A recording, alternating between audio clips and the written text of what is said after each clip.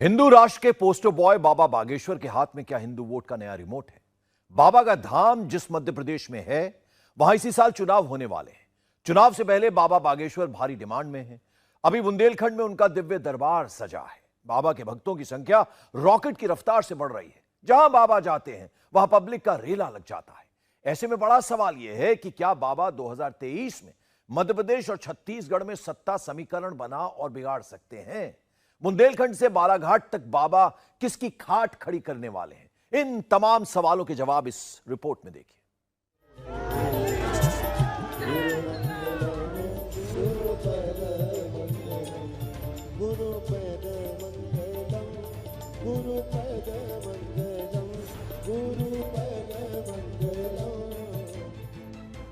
कि हमें पूरे भारत को राममय बनाना है। महाराष्ट्र, उत्तर प्रदेश, बिहार, मध्य प्रदेश, गुजरात, छत्तीसगढ़, राजस्थान, बाबा बागेश्वर हिंदुस्तान का कोना कोना नाप रहे हैं। कहीं पैदल, कहीं कार तो कहीं हेलीकॉप्टर से चल रहे हैं। बाबा बागेश्वर का मिशन क्रिस्टल क्लियर है, कहीं कोई कंफ्यूजन नहीं है। हनुमंत कथा और रामराज के रास्ते अखंड भारत को हिंदू राष्ट्र बनाना है। पर्चा तो एक बहाना है, असलियत में तुम्हें बालाजी का बनाना है।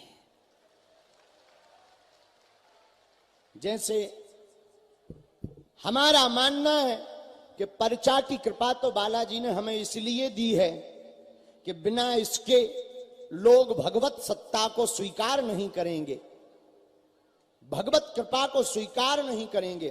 तो पर्चा तो एक उन्होंने कृपा की है, लेकिन सच्चाई तो यह है कि हमें पूरे भारत को राममय बनाना है। और जब तक भारत राममय नहीं हो जाएगा, हनुमानमय नहीं हो जाएगा, क्यों? विधर्मी ताकतें दिन ब दिन बढ़ रही थी। कुछ थोड़ा मोड़ा व्यक्ति पड़ जाता है तो बुद्धि लगाता है, भगवान होते भी हैं कि नहीं, ये सब कपोल कल्पना है, महात्मा तो पाखंडी होते हैं, धर्म तो धंधा होता है, अंधविश्वास है, कहीं नहीं है, सब अपने ही लोग बैठा लेते, तुम्हारी ठटरी। हिंदू वोट का नया रिमोट। जय जय श्री राम।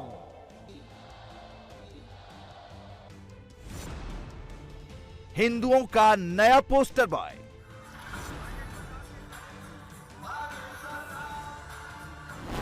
मध्य प्रदेश में इसी साल नवंबर में चुनाव होने वाले हैं, जहां सीधी टक्कर बीजेपी और कांग्रेस के बीच है। मध्य प्रदेश में विधानसभा की 230 सीटें हैं, जहां 90% वोटर हिंदू हैं। बाबा बागेश्वर की बुंदेलखंड और छतरपुर इलाके में जबरदस्त पकड़ है। हिंदू राष्ट्र के नए पोस्टर बॉय धीरेन्द्र शास्त्री की प्रदेश की 89 विधानसभा क्षेत्रों में जबरदस्त पकड़ है। आपका लोगों के प्रति भाव है कि जैसी नगर का पूरा क्षेत्र राममय हो जावे, वह भाव आज साकार होता दिखाई पड़ रहा है। भंडारा भी चल रहा, कितनी अद्भुत व्यवस्था है। भोजन भी पाओ, गीत भी गाओ, भजन भी गाओ, कथा भी सुनो, दरबार में पर्चा भी बनवाओ। अब बब्बा जी के प्राण चाहत का सब कुछ व्यवस्था, भंडारा, अन्नपूर्णा माता, जगह जगह हम चले आ रहे थे, पानी के मटका धरे, पानी भी पियो, अद्भुत व्यवस्था है। और दिव्य महोत्सव, 3 दिवसीय हनुमंत कथा महामहोत्सव यहाँ पर भगवान बागेश्वर बालाजी की कृपा से चल रहा है।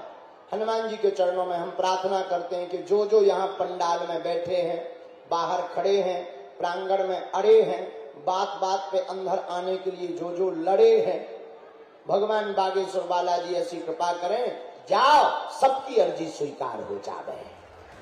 बाबा का जादू पब्लिक के सिर चढ़कर बोल रहा है, लिहाजा नेता बाबा के चरणों में दंडवत है। सागर के दिव्य दरबार में बीजेपी के हैवीवेट मंत्री गोविंद सिंह राजपूत समेत 3 मंत्री सेवा सत्कार और व्यवस्था में जुटे रहे, लेकिन कांग्रेस ने दूरी बना ली। पहले 2 दिन कांग्रेस का कोई नेता बाबा के दरबार में हाजिरी लगाने नहीं पहुंचा। 2023 में इसका नुकसान कांग्रेस को उठाना पड़ सकता है। बुंदेलखंड में कुल 29 विधानसभा सीट है। 2018 में बीजेपी ने 19 और कांग्रेस ने 8 सीटें जीती थी। 2023 में बीजेपी अपना स्ट्राइक रेट और बढ़ाना चाहती है। हिंदू राष्ट्र के पोस्टर बॉय बाबा बागेश्वर उनकी मुराद पूरी कर सकते हैं। और चिंता मत करो जयसिंह नगर के पागलों, अब हम यहां आते रहेंगे। हाँ, बीच बीच में तुम्हें जगाने के लिए आते रहेंगे, जब भी मौका मिला करेगा आते रहेंगे।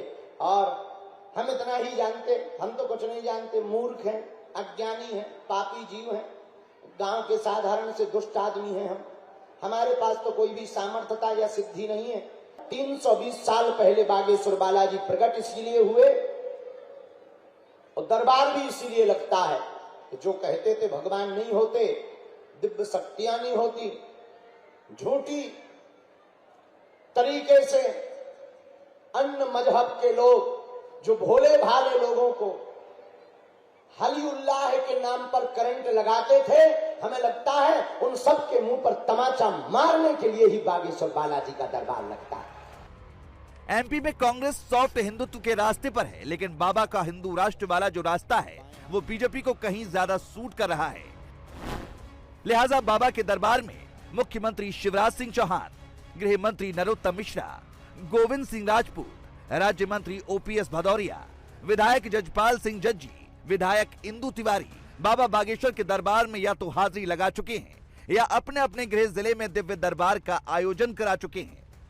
वहीं कांग्रेस महाराष्ट्र और बिहार में भले ही बाबा का विरोध करे, लेकिन मध्य प्रदेश में वो बाबा के सामने हाथ जोड़े खड़ी है। प्रदेश अध्यक्ष कमलनाथ बाबा बागेश्वर के दरबार में हाथ जोड़ चुके हैं। पूरी रात तो खेल खेलत रहे, तो पूछो कौन सा खेल? क्रिकेट। रात को बढ़िया गेंद बल्ला, 2-3 जने सो रहे थे, ऐसी हमने गेंद मारी कि बढ़िया जग गए। सागर में कल बाबा के दरबार का आखिरी दिन है। इसके बाद बाबा सीधे बालाघाट का रास्ता नापेंगे। बालाघाट से बाबा आदिवासी इलाके में हिंदू राष्ट्र की अलग जगाएंगे, जहां धर्मांतरण एक बड़ा मुद्दा है। मध्य प्रदेश में 22% आदिवासी वोटर हैं। 47 सीटें आदिवासियों के लिए आरक्षित हैं। 78 सीट ऐसी हैं जिनमें आदिवासी वोटर निर्णायक हैं। 2018 में कांग्रेस ने 47 आरक्षित सीटों में से 30 सीटें जीती थी, जबकि बीजेपी को 16 सीट पर जीत मिली थी। 2013 में 47 आरक्षित सीटों में बीजेपी 31 सीट जीती थी और 15 सीट पर कांग्रेस को जीत मिली थी। बाबा बागेश्वर का इस इलाके में बड़ा असर है। बालाघाट में बाबा बागेश्वर वनवासी राम कथा सुनाएंगे। बाबा 2023 में यहाँ बीजेपी का काम बना सकते हैं। और कल हम यहीं से कथा करके सीधा चले जाएंगे बालाघाट। बालाघाट में जंगली एरिया में वहां पर कथा करेंगे। परसबाड़ा में वनवासी राम कथा। फिर वहां 2 दिन रहेंगे, 23 और 24, क्योंकि समय कम था, तो 24 को वहां से फिर चले आएंगे रात को ही गुजरात। बाबा की वनवासी कथा का असर सिर्फ मध्य प्रदेश के आदिवासियों तक सीमित नहीं रहेगा। उसका इम्पैक्ट पड़ोसी राज्य छत्तीसगढ़ पर भी पड़ना तय है, जहां कांग्रेस की बीजेपी से सीधी टक्कर है।